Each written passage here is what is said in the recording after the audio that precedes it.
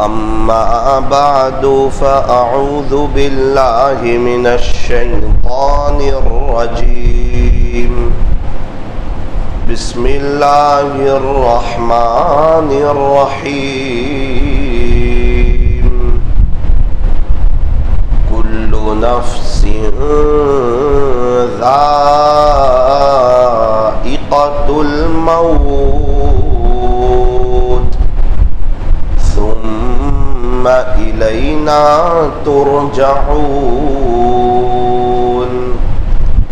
صدق الله مولانا العظيم وقال النبي صلى الله عليه وسلم الدين يسر او كما قال عليه الصلاة والسلام۔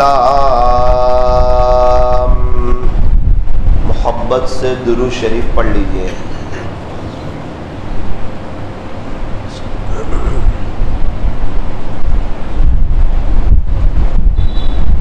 بزرگان محترم اور عزیز نوجوانوں، صحابہ کرام رضی اللہ عنہم اجمعین نے پیارے نبی حضرت محمد الرسول اللہ صلی اللہ علیہ وسلم کی صحبت میں رہ کر چار باتیں بہت اچھی طریقے پر سیکھ لی تھی۔ سب سے پہلی چیز یہ سیکھی تھی کہ یہ دنیا فانی ہے، یہ دنیا ختم ہو جانے والی ہے، یہ دنیا دار الفنا ہے، فنا کا گھر ہے، یہ دنیا باقی رہنے والی نہیں ہے۔ اسی لیے جب یہ دنیا فانی ہے، ختم ہو جانے والی ہے، یہاں پر قیامت آنے والی ہے، اس لیے اس دنیا سے کبھی بھی دل نہیں لگانا۔ سب سے پہلی اور اہم اور بنیادی چیز یہ سیکھی تھی۔ اس سے کیا ہوتا ہے؟ دنیا کی محبت دل سے نکل جاتی ہے۔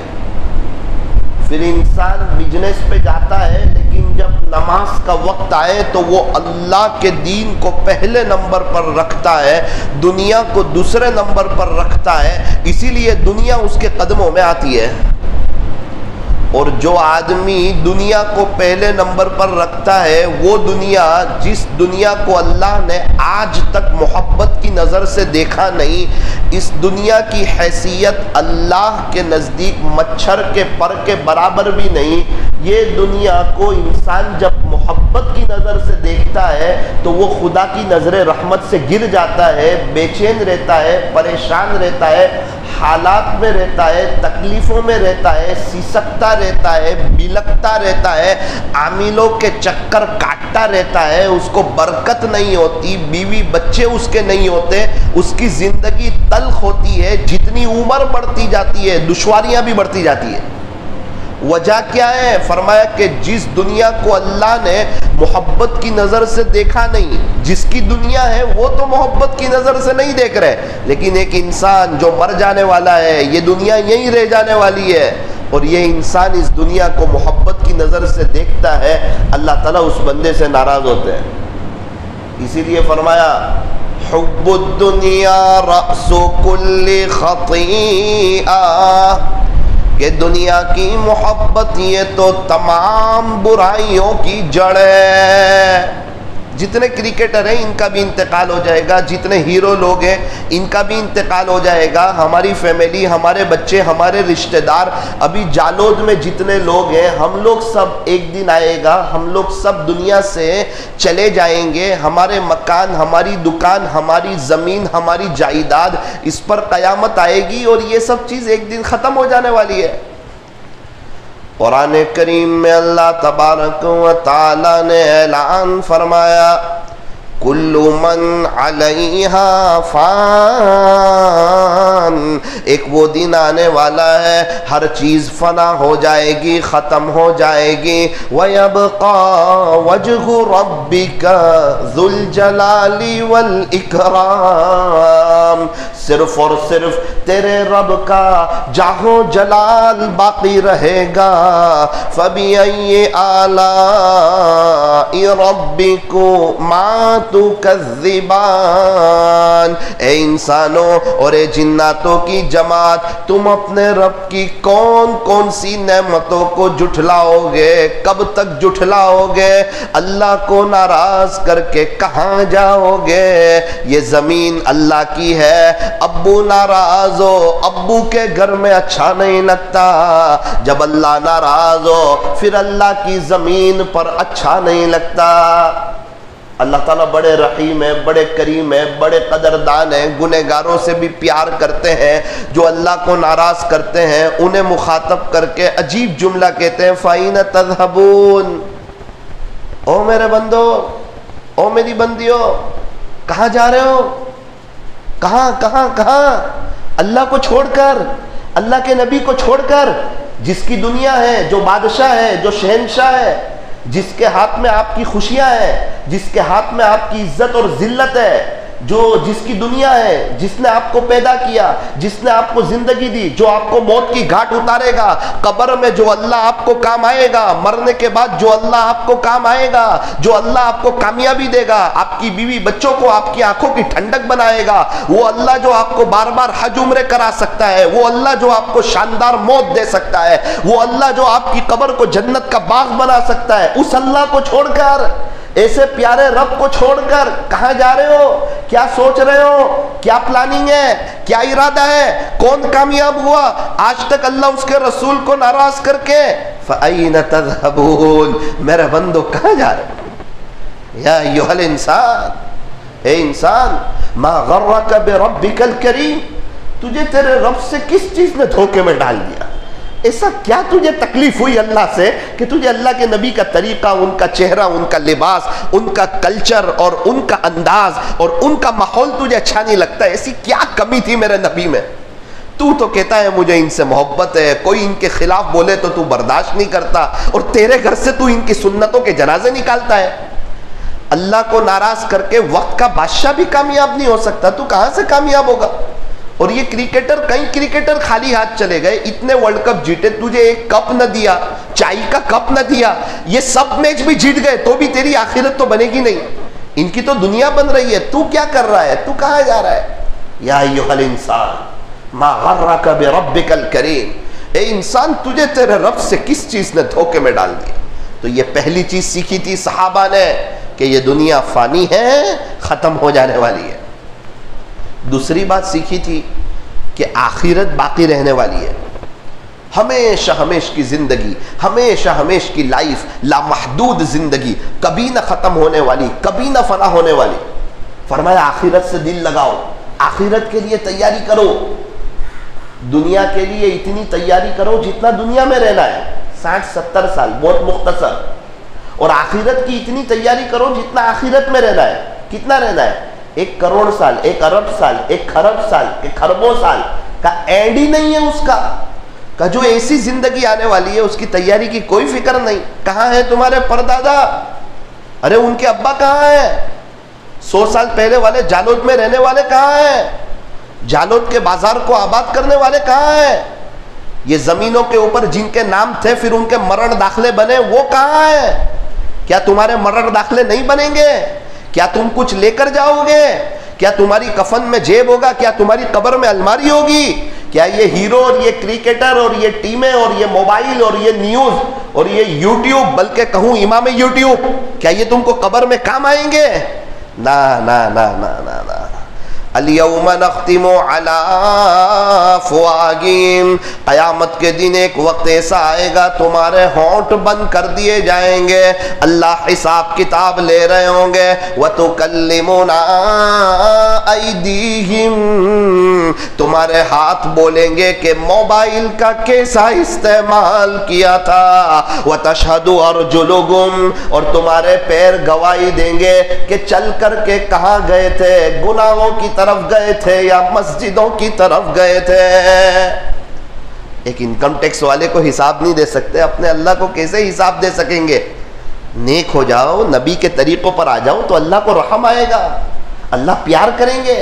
اگر اللہ کے اگینسٹ گئے، نبی کے طریقوں کے خلاف گئے تو گھر کی لائف بھی جہنم جیسی، قبر کی لائف بھی جہنم جیسی اور آخرت بھی برباد، چونکہ اللہ کو ہماری ضرورت نہیں ہے۔ جالود والو، اللہ کو ہماری ضرورت نہیں ہے، ہمیں اللہ کی ضرورت ہے۔ وہ ہمارا محتاج نہیں ہے، ہم اس کے محتاج ہیں۔ کیا بات تھی، کیوں توبہ کی جنید جمشید رحمت اللہ علیہ نے؟ ایسی کیا بات تھی، سعید انور نے کیوں توبہ کی؟ عزت ہے، شہرت ہے، دولت ہے، یہ کئی ہیروئن توبہ کر کے کیوں آ رہی ہے؟ یہ کئی لوگ کیوں آ رہے ہیں توبہ کر کے؟ بے چینی، پریشانی، اندر کا غم، اللہ کو ناراض کر کے کرکٹر بن جائے، فٹ بالر بن جائے، یا ہیرو بن جائے، یا وہ بادشاہ بن جائے، آج تک کوئی خوش نہیں رہ سکتا۔ ابو کو ناراض کر کے بچہ خوش نہیں رہ سکتا، شوہر ناراض ہو تو بیوی کو شوہر کے گھر میں اچھا نہیں لگ سکتا، چاہے شوہر مالدار ہے یا غریب ہے۔ اللہ ناراض ہو، پھر وہ مالدار ہو، غریب ہو، شو روم کا مالک ہو یا جھوپڑی میں رہنے والا ہو، اللہ کو ناراض کر کے اللہ کی زمین پر کوئی خوش نہیں رہ سکتا۔ کچھ اہم باتیں رات کو رکھوں گا آپ کے سامنے، اس لیے ایک بات یاد رکھو کہ آخرت باقی رہنے والی ہے، اسی لیے آخرت سے دل لگاؤ، آخرت کے لیے تیاری کرو، آخرت کو پہلے نمبر پر رکھو، اللہ کے دین کو سینے سے لگاؤ، دنیا قدموں میں آئے گی۔ اللہ کے دین کو دوسرے نمبر پر رکھو گے تو پھر یہ دنیا آپ کو سر پڑی ملے گی، ٹینشنوں کے ساتھ، ڈاکٹروں کے چکروں کے ساتھ، عاملوں کے چکروں کے ساتھ، گھر کے جھگڑوں کے ساتھ، بے برکتی کے ساتھ، پریشانی کے ساتھ، ڈپریشن کے ساتھ، اولاد کی نافرمانی کے ساتھ، دکھ درد کے ساتھ، بڑھاپے میں کئی بیماریوں کے ساتھ، بچوں کے اور بہوؤں کی تکلیف کے ساتھ۔ اللہ کو ناراض کر کے مزہ نہیں، بیکار لائف ہے، اور اللہ کو راضی کر کے کہ جنت جیسی لائف ہے۔ تو آخرت باقی رہنے والی ہے۔ تیسری بات سیکھی تھی کہ ہم لا شے ہے، ہم کچھ نہیں ہے، ہم کچھ نہیں، ہم سے کچھ نہیں، اللہ سب کچھ اور اللہ ہی سے سب کچھ۔ ہم سے کیا ہوتا ہے؟ تو کہا کچھ نہیں۔ ہم کون ہیں؟ تو کہا ہم کچھ نہیں۔ ہماری ابتدا کیا ہے؟ تو کہا ناپاک قطرہ۔ پیٹ میں کیا بھرا ہوا ہے؟ تو کہا گندگی۔ 2-3 دفعہ واش روم میں لے جاتے ہیں اور اپنی اوقات یاد دلاتے ہیں، دیکھ تیرے پیٹ میں کیا بھرا ہے۔ بڑے بول مت بولنا، بہت نیک وغیرہ مت سمجھ لینا اپنے آپ کو، تو کچھ نہیں ہے، تیری کوئی حیثیت نہیں ہے، تیرے سے پہلے بھی بہت اچھا سب چل رہا تھا اور تیرے بعد بھی دنیا کا نظام بہت بہتر چلے گا۔ یہ بات سیکھی تھی کہ ہم لاشیں ہیں۔ اور چوتھی بات یہ سیکھی تھی کہ اللہ ہی کارساز ہے۔ کام بنانے والا کون ہے؟ اللہ۔ بگڑی بنانے والا کون ہے؟ اللہ۔ بیوی بچوں کو آنکھوں کی ٹھنڈک بنانے والا کون ہے؟ اللہ۔ بار بار حج عمرے کرانے والا کون ہے؟ کہ اللہ۔ بہترین زندگی دینے والا کون ہے؟ اللہ۔ مال و دولت کو دینے والا کون ہے؟ اللہ۔ ایمان کے ساتھ موت دینے والا کون ہے؟ اللہ۔ بغیر حساب کتاب کے جنت دینے والا کون ہے؟ اللہ۔ پیارے نبی کے ہاتھوں حوض کوثر پر جام کوثر پلانے کی توفیق دینے والا کون ہے؟ کہ اللہ ہے۔ یہ سب کچھ اللہ کا ہے، تو ایک اللہ کا ہو جا، اللہ کے سارے فیصلے تیری فیور میں ہو جائیں گے۔ اور اگر تجھے اللہ سمجھ میں نہیں آتے ہیں تو یاد رکھ اللہ تیرا محتاج نہیں، اللہ کو تیری ضرورت بھی نہیں۔ تو دنیا کا ہو جا، پھر دیکھ بے چینی، پریشانی، حالات، تکلیف۔ تو 1,20,000 کما لے، سال کے آخر میں کسی کا 1.5 لاکھ کا آپریشن، تجھے مزہ نہیں آئے گی اللہ کو ناراض کر کے اللہ کی زمین پر۔ میرے عزیزو، یہ باتیں میں کوئی غصے میں نہیں کہہ رہا ہوں، ایک درد دل کے ساتھ کہہ رہا ہوں۔ میں ہوں یا آپ ہوں، یہ زمین اللہ کی ہے، بادشاہ اللہ ہے، شہنشاہ اللہ ہے۔ ضرورت اس بات کی ہے کہ جنید جمشید کی طرح، سعید انور کی طرح، انضمام الحق کی طرح نقد توبہ کر کے زندگیاں چینج کی جائے۔ ہم لوگ وظیفے چینج کرتے ہیں، زندگیاں چینج کی جائے، اپنے آپ کو اللہ کے حوالے کیا جائے کہ کبھی مر جائے اور جس رات قبر میں ہو تو مزہ آئے۔ جس طرح شادی کی پہلی رات آتی ہے، اس طرح قبر کی بھی پہلی رات آتی ہے۔ ابھی ہمارے ایک دوست 17 سال کی عمر، سون گٹھ میں، مجھے فون آیا ساتھی کا، میں نے بولا کیا ہوا، کیسے؟ میں نے مولانا وہ لڑکا آپ سے بات کرتا تھا، میں نے بولا ہاں، انتقال ہو گیا۔ ارے کیا بات کر رہے ہیں؟ پوری بستی جمع ہو گئی، امی رو رہے ہیں، ابو رو رہے ہیں۔